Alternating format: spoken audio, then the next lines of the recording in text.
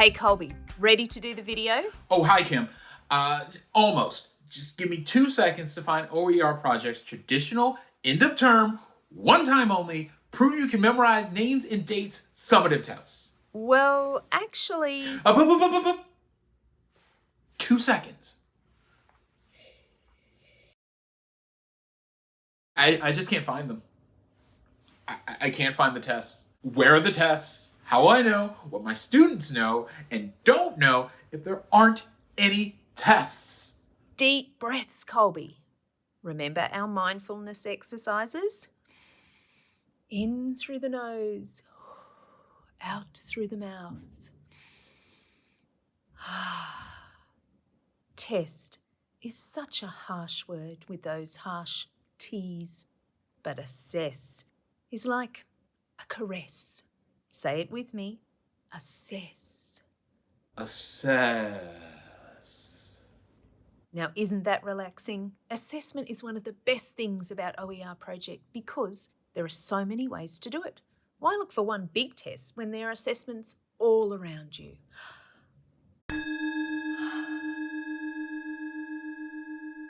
At the OER project, we often get asked, where are the tests? We answer with 2 questions we think all teachers should ask themselves. How do I assess my students and figure out if they understand what I'm teaching? And how do I know if my teaching methods are working? We're not trying to be cagey and answer a question with a question, but we are trying to emphasise that assessment and tests are not the same thing. We won't make this video an attack on tests, so instead, let's focus on why we think assessment is so crucial for students and teachers. In the OER project, we focus on formative assessment, which we often call informative assessment. Sounds odd, but here's the logic in 3 easy steps. 1. Assessment should be happening all the time and used to inform our instruction. 2.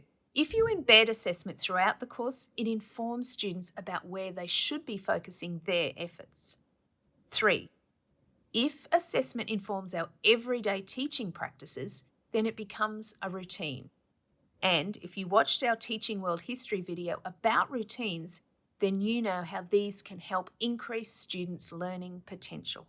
Oh, I get it now. If you're assessing students in a variety of ways throughout each lesson, then you get a better idea of what's sticking in your students' minds, and when they might need some extra help to understand certain concepts and skills. That's way better than just waiting until the end of the unit to hand them a test and hope they understood the material. Exactly. And the OER project has so many different types of formative/informative assessments. But before we get into all the different ways you can assess your students, there are 3 important principles to go over. Yes, another list of 3. 1. We recommend that you assess early and often. How your students perform will help drive instruction and student goal setting. 2. Definitely make sure that your students are aware of the goals and what they're being assessed for. One of the best ways to do this is by giving them rubrics and clear criteria whenever possible. Students actually really appreciate it when you provide rubrics and checklists. 3.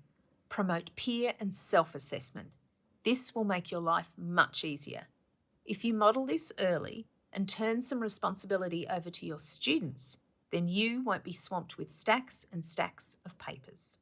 Okay, so when I was frantically searching the website for tests, I noticed that there are lots of formative or informative assessment options. There are so many. For starters, there's the era problem or unit problem notebooks. These are a great way to get students writing and check for how they're grasping the core concepts of each era or unit. Next, we have the practice progressions. You can assess students' skills using the tools, sourcing, causation, CCOT, and so on. And take note if some students need more scaffolding or if they're ready to work more independently. Then there are the repeated activities. These include making claims and redrawing the frames activities. I said it before and I'll say it again. Using these, you'll be able to find out if students are making stronger claims, using the right evidence to back up those claims, and understanding how the course frame narratives change as students progress through the historical narrative.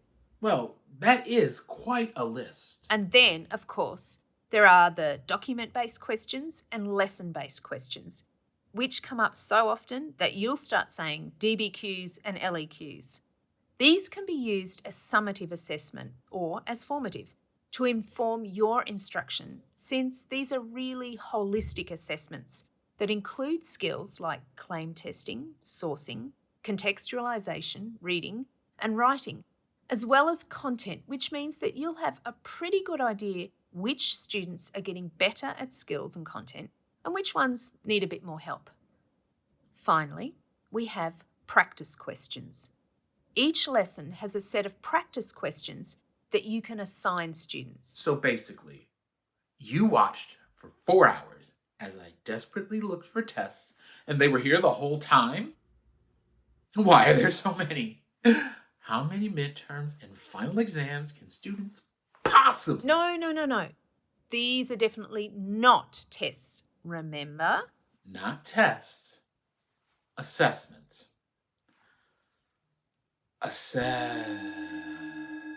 Assessments, yes. These are informative assessments.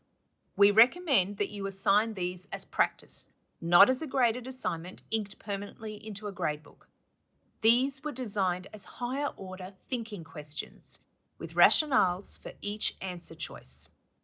They give students more information than just knowing they got the question wrong. Okay, that makes sense. So many awesome, informative assessments. But what if my school has mandated tests for students? If it's coming from my district or my state government, I can't change it. We totally understand that. As we all know, historical narratives depend on context. Well, context is important in teaching as well. The OER project believes summative assessments should be decided by you within your local context. Now, you can most certainly use any of the OER project assessments as summative if you choose, but you are the best person to decide what works for you and your students. Kim, we finished the video hours ago. What are you doing? I'm looking for context. Where is my context? Kim, it's all around you. Whoa.